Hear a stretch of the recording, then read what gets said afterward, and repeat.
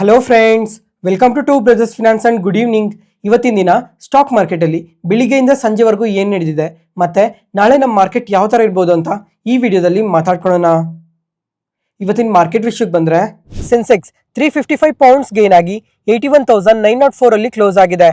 Nifty 108 points gain ಆಗಿ 25,114 ಅಲ್ಲಿ close ಆಗಿದೆ. ಬ್ಯಾಂಕ್ ನಿಫ್ಟಿ 139 ಪಾಯಿಂಟ್ಸ್ ಗೇನ್ ಆಗಿ 54,809 ಅಲ್ಲಿ ಕ್ಲೋಸ್ ಆಗಿದೆ. ಫ್ರೆಂಡ್ಸ್, ಇವತ್ತು ಮಾರ್ಕೆಟ್ ನೋಡಿದ್ರ ಸ್ವಲ್ಪ ಪಾಸಿಟಿವ್ ಆಗಿ ರಿಯಾಕ್ಟ್ ಆಗಿದೆ. ಕಂಟಿನ್ಯೂಸ್ ಆಗಿ 6ನೇ ದಿನ ಇವತ್ತು ಸಹ ಮಾರ್ಕೆಟ್ ಪಾಸಿಟಿವ್ ಅಲ್ಲೇ ಕ್ಲೋಸ್ ಆಗಿದೆ. ಫ್ರೆಂಡ್ಸ್, ಇವತ್ತು ನಮ್ಮ ಮಾರ್ಕೆಟ್ ಈ ತರ ಪಾಸಿಟಿವ್ ಆಗಿ ರಿಯಾಕ್ಟ್ ಆಗೋದಕ್ಕೆ US ಮಾರ್ಕೆಟೇ ಕಾರಣ. ನಿನ್ನೆ US ಮಾರ್ಕೆಟ್ ನೋಡ್ಕೊಂಡ್ರೆ ತುಂಬಾನೇ ಪಾಸಿಟಿವ್ ಆಗಿ ರಿಯಾಕ್ಟ್ ಆಗಿದೆ. ಅದ್ರ ಜೊತೆಗೆ ಈ S&P 500 ನೋಡ್ಕೊಂಡ್ರೆ ಮತ್ತೆ ಆಲ್ ಟೈಮ್ ಐಸ್ ನ ಟಚ್ ಮಾಡ್ತಾನೆ ಇದೆ. ನಿನ್ನೆ ಡೋಜನ್ಸ್ ನೋಡ್ಕೊಂಡ್ರೆ ಎಬವ್ 1% ಪಾಸಿಟಿವ್ ಆಗಿ ರಿಯಾಕ್ಟ್ ಆಗಿದೆ. ಮತ್ತೆ ನ್ಯಾಸ್ಡಾಕ್ ನೋಡ್ಕೊಂಡ್ರು ಅಷ್ಟೇ 0.7% ಪಾಸಿಟಿವ್ ಆಗಿ ರಿಯಾಕ್ಟ್ ಆಗಿದೆ. ಯಾಕಂದ್ರೆ ನಿನ್ನೆ US ಮಾರ್ಕೆಟ್ ಅಲ್ಲಿ ಈ CPI ಇನ್ಫ್ಲೇಷನ್ ಡೇಟಾ ಅಪ್ಡೇಟ್ ಆಗಿದೆ. ಈ ಡೇಟಾ ನೋಡ್ಕೊಂಡ್ರೆ ವೀಕ್ ಆಗಿ ಬಂದಿದೆ. ಅಂದ್ರೆ ಪ್ರೀವಿಯಸ್ ಆಗಿ ನೋಡ್ಕೊಂಡ್ರೆ 2.7% ಬಂದಿತ್ತು. ಆದ್ರೆ ಈ ಸಲ ಅದು 2.9% ಗೆ ಇನ್ಕ್ರೀಸ್ ಆಗಿದೆ. ಜೊತೆಗೆ ಅನಲಿಸ್ಟ್ ಫೋರ್ಕಾಸ್ಟ್ ಮಾಡಿದ್ದು 2.9%. ಅದ್ರ ಜೊತೆಗೆ ಕೋರ್ ಇನ್ಫ್ಲೇಷನ್ ಡೇಟಾ ನೋಡ್ಕೊಂಡ್ರು ಫೋರ್ಕಾಸ್ಟ್ ಮಾಡಿರೋ ತರನೇ ಬಂದಿದೆ. ಫ್ರೆಂಡ್ಸ್, ಇವಾಗ ಈ ಡೇಟಾಸ್ ನೋಡ್ಕೊಂಡ್ರೆ ಎಲ್ಲಾರ್ಗು ಪಾಸಿಟಿವ್ ಆಗುತ್ತೆ. ಆದ್ರೆ ಮ್ಯಾಕ್ರೋ ಡೇಟಾ ಪ್ರಕಾರ ನೋಡ್ಕೊಂಡ್ರೆ ಇದು US ಮಾರ್ಕೆಟ್ಗೆ ತುಂಬಾನೇ ನೆಗೆಟಿವ್ ಆಗುತ್ತೆ. ಅದ್ರ ಜೊತೆಗೆ ನೆಕ್ಸ್ಟ್ ವೀಕ್ ಅಲ್ಲಿ FOMC ಮಿನಿಟ್ಸ್ ಮೀಟಿಂಗ್ ಇದೆ ಅಲ್ವಾ. ಈ ಡೇಟಾಸ್ ಎಲ್ಲ ವೀಕ್ ಆಗಿ ಬಂದಿರೋ ಕಾರಣದಿಂದ ಫೆಡ್ ಚೇರ್ಮನ್ ಅವರು ಅಗ್ರೆಸಿವ್ ಆಗಿ ರೇಟ್ ಕಟ್ ಮಾಡ್ತಾರೆ ಅಂತಾನೆ US ಮಾರ್ಕೆಟ್ ಈ ತರ ಪಾಸಿಟಿವ್ ಆಗಿ ರಿಯಾಕ್ಟ್ ಆಗಿರೋದು. ಫ್ರೆಂಡ್ಸ್, ಇವಾಗ ಒಂದ್ಸಲ ಈ ಇಮೇಜ್ ನೋಡಿ. ಇದರಲ್ಲಿ ನಾನ್ ಫಾರ್ಮ್ ಪೇರೋಲ್ ಡೇಟಾ ನೋಡ್ಕೊಂಡ್ರೆ ಕಂಪ್ಲೀಟ್ಲಿ ವೀಕ್ ಆಗಿ ಬಂದಿದೆ. ಇವಾಗ ಪ್ರೀವಿಯಸ್ ಆಗಿ 79K ಜಾಬ್ಸ್ ಆಡ್ ಆಗಿದ್ವು. ಅದೇ ಫೋರ್ಕಾಸ್ಟ್ ಮಾಡಿ ನೋಡ್ಕೊಂಡ್ರೆ 75K ಜಾಬ್ಸ್ ಆದ್ರೂ ಆಡ್ ಆಗೋ ಪ್ರಾಬಬಿಲಿಟಿ ಇರುತ್ತೆ ಅನ್ಕೊಂಡಿದ್ರು. ಆದ್ರೆ ಜಸ್ಟ್ 22,000 ಜಾಬ್ಸ್ ಮಾತ್ರನೇ ಆಡ್ ಆಗಿರೋದು. ಇದು ಮಾತ್ರ ಎಕಾನಮಿ ಪ್ರಕಾರ ತುಂಬಾನೇ ವೀಕ್ ಡೇಟಾ. ಅದಾದ್ಮೇಲೆ ಅನ್ಎಂಪ್ಲಾಯ್ಮೆಂಟ್ ರೇಟ್ ನೋಡ್ಕೊಂಡ್ರು ಅಷ್ಟೇ ತುಂಬಾನೇ ವೀಕ್ ಆಗಿ ಬಂದಿದೆ. ಪ್ರೀವಿಯಸ್ ಆಗಿ 4.2% ಬಂದಿತ್ತು. ಆದ್ರೆ ಇವಾಗ 4.3% ಗೆ ಇದು ಇನ್ಕ್ರೀಸ್ ಆಗಿದೆ. ಇವಾಗ ಜಾಬ್ಸ್ ಡೇಟಾ ವೀಕ್ ಆಗಿದೆ, ಅನ್ಎಂಪ್ಲಾಯ್ಮೆಂಟ್ ರೇಟ್ ವೀಕ್ ಆಗಿದೆ, CPI ಇನ್ಫ್ಲೇಷನ್ ಡೇಟಾ ವೀಕ್ ಆಗಿದೆ, ಕೋರ್ CPI ಡೇಟಾನು ವೀಕ್ ಆಗಿದೆ. ಕಂಪ್ಲೀಟ್ ಆಗಿ ಪ್ರತಿ ಒಂದು ಡೇಟಾನು ವೀಕ್ ಆಗಿದೆ ಅಲ್ವಾ. ಅದರಿಂದ ಇವಾಗ ಅನಲಿಸ್ಟ್ ನೋಡ್ಕೊಂಡ್ರೆ ಈ FOMC ಮಿನಿಟ್ಸ್ ಮೀಟಿಂಗ್ ಅಲ್ಲಿ 50 ಬೇಸಿಸ್ ಪಾಯಿಂಟ್ಸ್ ರೇಟ್ ಕಟ್ ಮಾಡೋ ಪ್ರಾಬಬಿಲಿಟಿ ಇದೆ ಅಂತ ಹೇಳಿದ್ದಾರೆ. ಅದರಿಂದನೇ US ಮಾರ್ಕೆಟ್ ಈ ತರ ಪಾಸಿಟಿವ್ ಆಗಿ ರಿಯಾಕ್ಟ್ ಆಗ್ತಾ ಇರೋದು.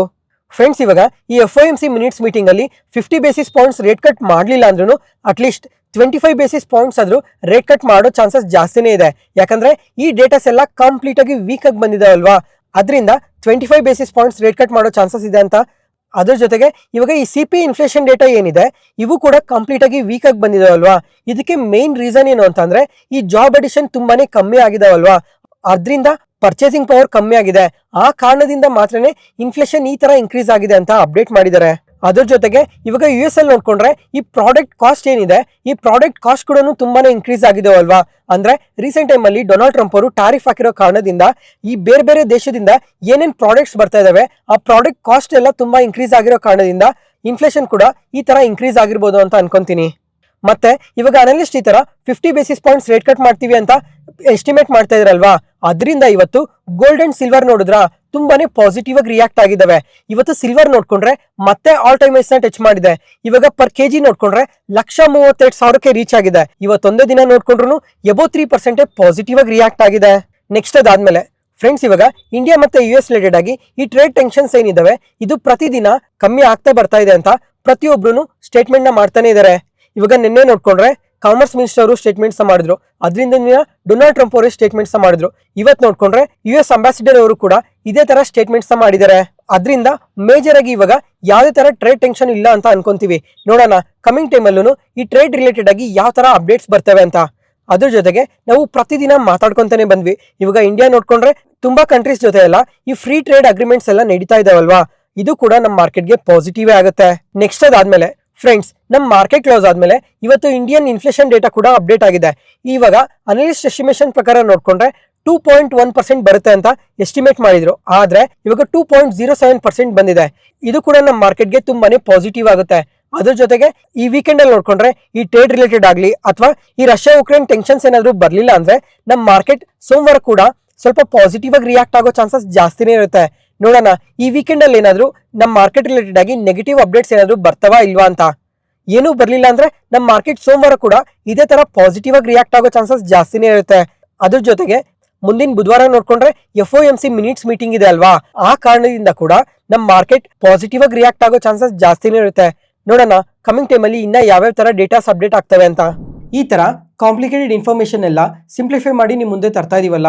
ಯಾವುದೇ ಪಾಯಿಂಟ್ ಅಲ್ಲಿ ನಾನು ಹೇಳೋ ಇನ್ಫಾರ್ಮೇಶನ್ ನಿಮಗೆ ಯೂಸ್ಫುಲ್ ಅನ್ಸಿದ್ರೆ ಈ ವಿಡಿಯೋನ ಲೈಕ್ ಮಾಡಿ, ಮತ್ತೆ ನಿಮ್ಮ ಫ್ರೆಂಡ್ಸ್ ಅಲ್ಲಿ ಯಾರಿಗಾದ್ರೂ ಸ್ಟಾಕ್ ಮಾರ್ಕೆಟ್ ಬಗ್ಗೆ ಇಂಟ್ರೆಸ್ಟ್ ಇರೋರಿಗೆ ಈ ವಿಡಿಯೋಸ್ನ ಶೇರ್ ಮಾಡಿ. Next market key updates. First ಇವಾಗ ಇನ್ಫೋಸಿಸ್ ಬಗ್ಗೆ ಮಾತಾಡ್ಕೊಳ್ಳೋಣ. ಈ ಕಂಪನಿ ನೋಡ್ಕೊಂಡ್ರೆ ಇವತ್ತು ಇಂಟ್ರಾಡೇ ಸೆಷನ್ ಅಲ್ಲಿ ನಿಯರ್ಲಿ 2% ವರೆಗೂ ಪಾಸಿಟಿವ್ ಆಗಿ ರಿಯಾಕ್ಟ್ ಆಗಿದೆ. ಇದಕ್ಕೆ ರೀಸನ್ ಏನಂದ್ರೆ ಬುಧವಾರ ಮಾರ್ಕೆಟ್ ನ್ಯೂಸ್ ಅಲ್ಲಿ ಮಾತಾಡ್ಕೊಂಡಿದ್ವಿ, ಇವರು ಫಸ್ಟ್ ಟೈಮ್ ಲಾಸ್ಟ್ 3 years ಅಲ್ಲಿ ಫಸ್ಟ್ ಟೈಮ್ ಬೈಬ್ಯಾಕ್ ನ ಅನೌನ್ಸ್ ಮಾಡಿದ್ದಾರೆ ಅಂತ ಮಾತಾಡ್ಕೊಂಡಿದ್ವಿ. ಇವಾಗ ನಿನ್ನೆ ನೋಡ್ಕೊಂಡ್ರೆ ಈ ಕಂಪನಿಯಲ್ಲಿ ಬೋರ್ಡ್ ಮೀಟಿಂಗ್ ನಡೆದಿದೆ. ಈ ಬೋರ್ಡ್ ಮೀಟಿಂಗ್ ಅಲ್ಲಿ ಬೈಬ್ಯಾಕ್ ಬಗ್ಗೆ ಒಂದು ಪಾಸಿಟಿವ್ ಅಪ್ಡೇಟ್ ಬಂದಿದೆ, ಅದರಿಂದನೇ ಈ ತರ ಪಾಸಿಟಿವ್ ಆಗಿ ರಿಯಾಕ್ಟ್ ಆಗಿರೋದು. ಇವಾಗ ಈ ಬೋರ್ಡ್ ಮೀಟಿಂಗ್ ಅಲ್ಲಿ ಏನ್ ಅಪ್ಡೇಟ್ ಮಾಡಿದ್ದಾರೆ ಅಂದ್ರೆ ನಿಯರ್ಲಿ 18,000 crores ಬೈಬ್ಯಾಕ್ ಮಾಡ್ತೀವಿ ಅಂತ ಅಪ್ಡೇಟ್ ಮಾಡಿದ್ದಾರೆ. Per share 1,800 rupees per share ಅಲ್ಲಿ ಬೈಬ್ಯಾಕ್ ಮಾಡ್ತೀವಿ ಅಂತ ಹೇಳಿದ್ದಾರೆ. ಅಂದ್ರೆ ನಿಯರ್ಲಿ 19% ಪ್ರೀಮಿಯಂ ಅಲ್ಲಿ ಇವಾಗ ಬೈಬ್ಯಾಕ್ ನ ಅನೌನ್ಸ್ ಮಾಡಿರೋದು, ಅದರಿಂದನೇ ಈ ತರ ಪಾಸಿಟಿವ್ ಆಗಿ ರಿಯಾಕ್ಟ್ ಆಗಿರೋದು. ಮತ್ತೆ ಫ್ರೆಂಡ್ಸ್ ಇವತ್ತು ನೋಡ್ಕೊಂಡ್ರೆ ಅಷ್ಟು ಪಾಸಿಟಿವ್ ಆಗಿ ರಿಯಾಕ್ಟ್ ಆಗಿಲ್ಲ, ಯಾಕಂದ್ರೆ ಬುಧವಾರನೇ ತುಂಬಾನೇ ಪಾಸಿಟಿವ್ ಆಗಿ ರಿಯಾಕ್ಟ್ ಆಗಿತ್ತು. ಫಸ್ಟ್ ಟೈಮ್ ಬೈಬ್ಯಾಕ್ ನ ಅನೌನ್ಸ್ ಮಾಡಿದ್ರೆ ಅದನ್ನು ಮಾರ್ಕೆಟ್ ಅಲ್ಲಿ ನೋಡ್ಕೊಂಡ್ರೆ IT ಸೆಕ್ಟರ್ ರಿಲೇಟೆಡ್ ಆಗಿ ಸ್ವಲ್ಪ ನೆಗೆಟಿವ್ ಸೆಂಟಿಮೆಂಟೇ ಇದೆ ಅಲ್ವಾ. ಈ ತರ ಟೈಮ್ ಅಲ್ಲಿ ಇಂಡಿಯಾದಲ್ಲೇ ಒನ್ ಆಫ್ ದ ದೊಡ್ಡ ಕಂಪನಿ ಆದ ಇನ್ಫೋಸಿಸ್ ಅವರು ಈ ತರ ಬೈಬ್ಯಾಕ್ ನ ಅನೌನ್ಸ್ ಮಾಡಿದ್ರಲ್ವಾ, ಅವತ್ ನೋಡ್ಕೊಂಡ್ರೆ ನಿಯರ್ಲಿ 5% ವರೆಗೂ ಪಾಸಿಟಿವ್ ಆಗಿ ರಿಯಾಕ್ಟ್ ಆಗಿತ್ತು. ಅದಾದ್ಮೇಲೆ ನೆಕ್ಸ್ಟ್ ಡೇ ಕೂಡ ನಿಯರ್ಲಿ 2% ವರೆಗೂ ಪಾಸಿಟಿವ್ ಆಗಿ ರಿಯಾಕ್ಟ್ ಆಗಿತ್ತು. ಅದರಿಂದನೇ ಇವತ್ತು ಮೇಜರ್ ಆಗಿ ಪಾಸಿಟಿವ್ ಆಗಿ ರಿಯಾಕ್ಟ್ ಆಗಿಲ್ಲ. ಮತ್ತೆ ಈ ಕಂಪನಿ ಹತ್ರ ಕ್ಯಾಶ್ ಪೊಸಿಷನ್ಸ್ ನೋಡ್ಕೊಂಡ್ರೆ ಅದ್ರಲ್ಲೂ ಕ್ಯಾಶ್ ಮತ್ತೆ ಕ್ಯಾಶ್ ಈಕ್ವಲೆಂಟ್ಸ್ ನೋಡ್ಕೊಂಡ್ರೆ 42,000 ಕೋಟಿ ಇದೆ. ಮತ್ತೆ ಫ್ರೀ ಫ್ಲೋಟ್ ಕ್ಯಾಶ್ ನೋಡ್ಕೊಂಡ್ರೆ 20,000 ಕೋಟಿ ಇದೆ. ಇದ್ರಲ್ಲೇ ಇವಾಗ ಇವರು ಬೈಬ್ಯಾಕ್ ನ ಮಾಡ್ತಾ ಇರೋದು. ಇವಾಗ ಈ ಕಂಪನಿ ಬೈಬ್ಯಾಕ್ ನ ಅನೌನ್ಸ್ ಮಾಡಿದ್ರಲ್ವಾ, ಇವಾಗ ಅನಲಿಸ್ಟ್ ಏನ್ ಎಕ್ಸ್ಪೆಕ್ಟ್ ಮಾಡ್ತಾ ಇದಾರೆ ಅಂದ್ರೆ ಕಮಿಂಗ್ ಟೈಮ್ ಅಲ್ಲಿ TCS ಇದೇ ತರ ಬೈಬ್ಯಾಕ್ ನ ಅನೌನ್ಸ್ ಮಾಡ್ತಾರೆ, ಮತ್ತೆ ವಿಪ್ರೋ ಕೂಡ ಬೈಬ್ಯಾಕ್ ನ ಅನೌನ್ಸ್ ಮಾಡೋ ಚಾನ್ಸಸ್ ಜಾಸ್ತಿ ಇದೆ ಅಂತ ಅನಲಿಸ್ಟ್ ಅಪ್ಡೇಟ್ ಮಾಡಿದ್ದಾರೆ.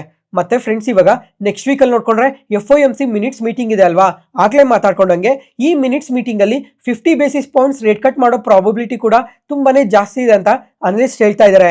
ನೋಡೋಣ, ಇದೆಲ್ಲ ಓವರ್ ಆಲ್ ಆಗಿ IT ಸೆಕ್ಟರ್ಗೆ ತುಂಬಾನೇ ಪಾಸಿಟಿವ್ ಆಗುತ್ತೆ. ಮತ್ತೆ ಇವತ್ತಿನ ಮಾರ್ಕೆಟ್ ಓಪನ್ ಆಗೋದಕ್ಕೂ ಮುಂಚೆನೆ CLSC ಅವರು ಈ ಕಂಪನಿಗೆ ಔಟ್ ಪರ್ಫಾರ್ಮ್ ರೇಟಿಂಗ್ ಕೊಟ್ಟು target price 1,861 rupees per share ಅಂತ ಅಪ್ಡೇಟ್ ಮಾಡಿದ್ದಾರೆ. ನೋಡೋಣ ಕಮಿಂಗ್ ಟೈಮ್ ಅಲ್ಲಿ ಈ IT ಸೆಕ್ಟರ್ ಯಾವ ತರ ಪರ್ಫಾರ್ಮ್ ಮಾಡುತ್ತೆ ಅಂತ. Next JBM auto. ಈ ಕಂಪನಿ ನೋಡ್ಕೊಂಡ್ರೆ ಇವತ್ತು ಇಂಟರ್ಡೇ ಸೆಷನ್ ಅಲ್ಲಿ ನಿಯರ್ಲಿ 9% ವರೆಗೂ ಪಾಸಿಟಿವ್ ಆಗಿ ರಿಯಾಕ್ಟ್ ಆಗಿದೆ. ಯಾಕಂದ್ರೆ ಈ JBM ಆಟೋಗೆ ಒಂದು ಸಬ್ಸಿಡಿಯರಿ ಕಂಪನಿ ಇದೆ, ಅದೇ JBM ಎಕೋ ಮೊಬಿಲಿಟಿ ಅಂತ.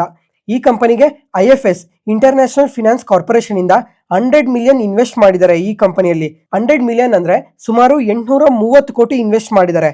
ಏನಕ್ಕೋಸ್ಕರ ಇನ್ವೆಸ್ಟ್ ಮಾಡಿದ್ದಾರೆ ಅಂತ ನೋಡ್ಕೊಂಡ್ರೆ ಗೌರ್ಮೆಂಟ್ ನ ಪ್ರಧಾನ ಮಂತ್ರಿ ಇ ಬಸ್ ಸೇವಾ ಸ್ಕೀಮ್ ನ ಸಬ್ಸಿಡೀಸ್ ನ ಯೂಸ್ ಮಾಡಿಕೊಂಡು ಇವರು ಇಂಡಿಯಾದಲ್ಲಿ 1,455 ಎಲೆಕ್ಟ್ರಿಕ್ ಬಸ್ಸಸ್ ನ ಮಹಾರಾಷ್ಟ್ರದಲ್ಲಿ, ಅಸ್ಸಾಂ ಅಲ್ಲಿ, ಗುಜರಾತ್ ಅಲ್ಲಿ ಬೈ ಮಾಡಿ ಆಪರೇಟ್ ಮಾಡ್ತೀವಿ ಅಂತ ಎಕ್ಸ್ಚೇಂಜ್ ಫೈಲಿಂಗ್ ಅಲ್ಲಿ ಅಪ್ಡೇಟ್ ಮಾಡಿದ್ದಾರೆ. ಅದರಿಂದನೇ ಈ ತರ ಪಾಸಿಟಿವ್ ಆಗಿ ರಿಯಾಕ್ಟ್ ಆಗಿರೋದು. ಮತ್ತೆ ಇದರಿಂದ ಈ JBM ಆಟೋದವ್ರಿಗೆ ನೋಡ್ಕೊಂಡ್ರೆ ಕಾನ್ಸ್ಟೆಂಟ್ ರೆವಿನ್ಯೂಸ್ ಬರ್ತಾನೆ ಇರುತ್ತೆ.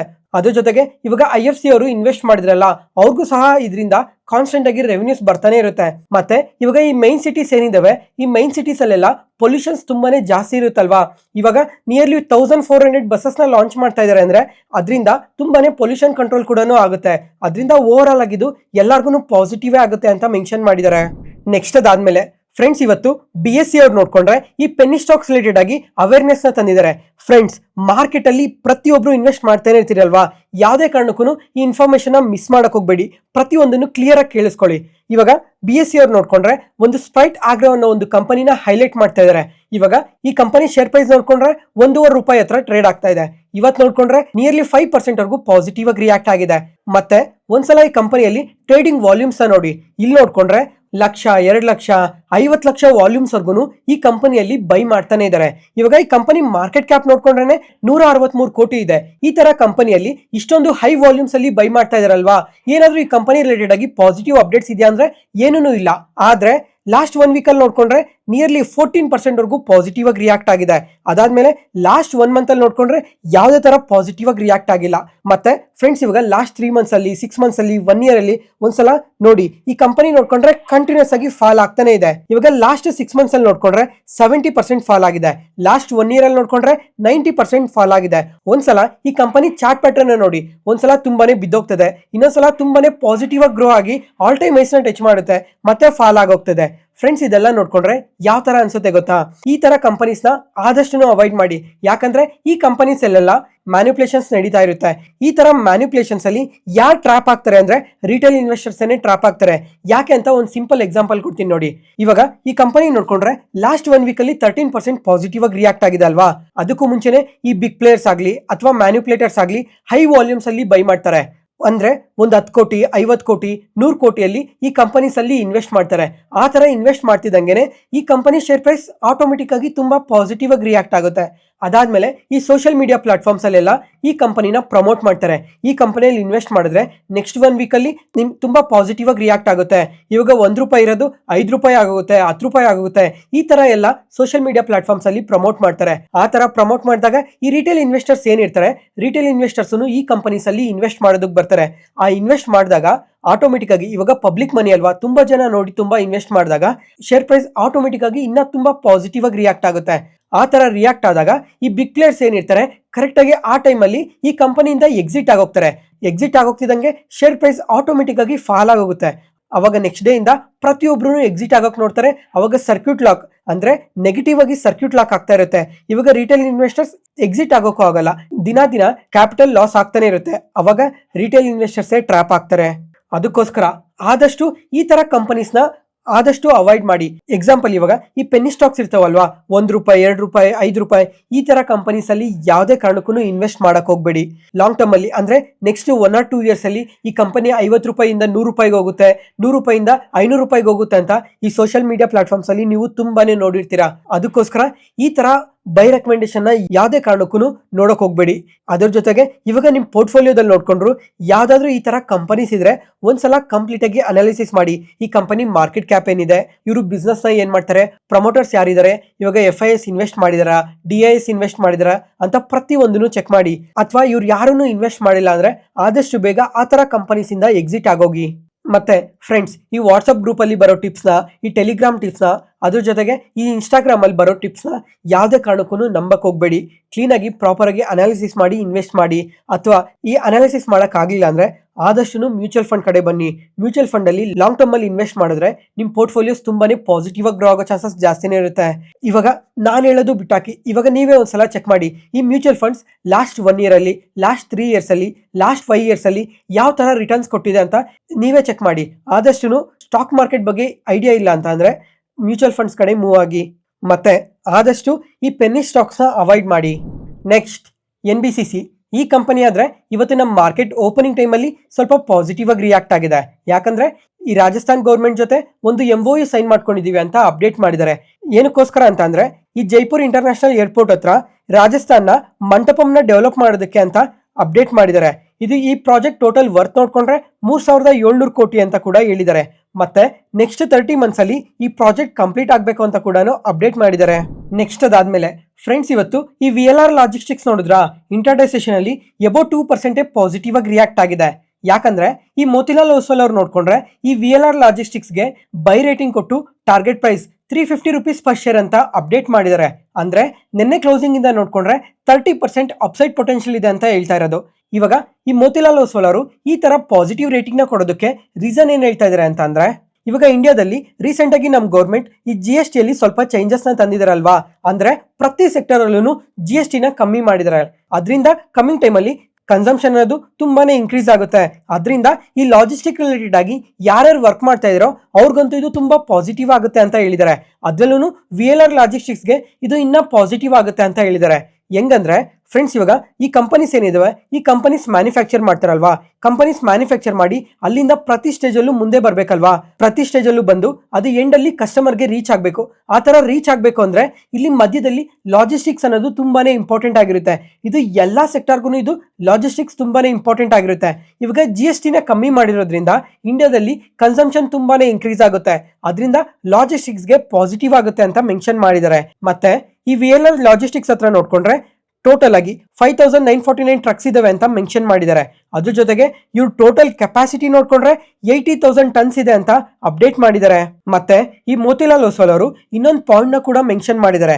ಇವಾಗ ಈ VLR ಅವರು ಬರೀ ಲಾಜಿಸ್ಟಿಕ್ಸ್ ರಿಲೇಟೆಡ್ ಆಗಿ ಮಾತ್ರನೇ ಅಲ್ಲ, ಜೊತೆಗೆ ಟೆಕ್ನಾಲಜಿ ರಿಲೇಟೆಡ್ ಆಗು ತುಂಬಾನೇ ಇನ್ವೆಸ್ಟ್ ಮಾಡಿದ್ದಾರೆ. ಅದರಿಂದ ಆಪರೇಷನಲ್ ಎಫಿಷಿಯನ್ಸಿ ತುಂಬಾನೇ ಇನ್ಕ್ರೀಸ್ ಆಗುತ್ತೆ ಅಂತ ಕೂಡ ಮೆನ್ಷನ್ ಮಾಡಿದ್ದಾರೆ. ನೋಡೋಣ ನೆಕ್ಸ್ಟ್ 6 ಮಂತ್ಸ್ ಅಲ್ಲಿ ಇನ್ನ ಯಾವ ತರ ಗ್ರೋ ಆಗ್ತಾರೆ ಇವರು ಅಂತ.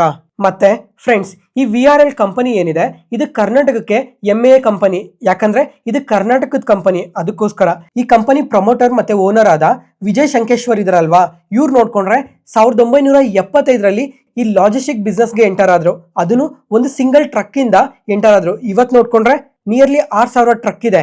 ಲಾಸ್ಟ್ 50 ವರ್ಷದಲ್ಲೇನೆ 6000 ಟ್ರಕ್ ನ ಸಂಪಾದಿಸಿ ಇನ್ನ ಹೊಸ ಬಿಸ್ನೆಸ್ಗೆಲ್ಲ ಇವ್ರು ಎಂಟರ್ ಆಗಿದ್ದಾರೆ. ಅದ್ರ ಜೊತೆಗೆ ಇವಾಗ ಈ ವಿಜಯವಾಣಿ ನ್ಯೂಸ್ ಪೇಪರ್ ಇದೆ ಅಲ್ವಾ, ಈ ನ್ಯೂಸ್ ಪೇಪರ್ ಬಿಸ್ನೆಸ್ ಕೂಡ ಇವ್ರದೇ ಆಗಿದೆ.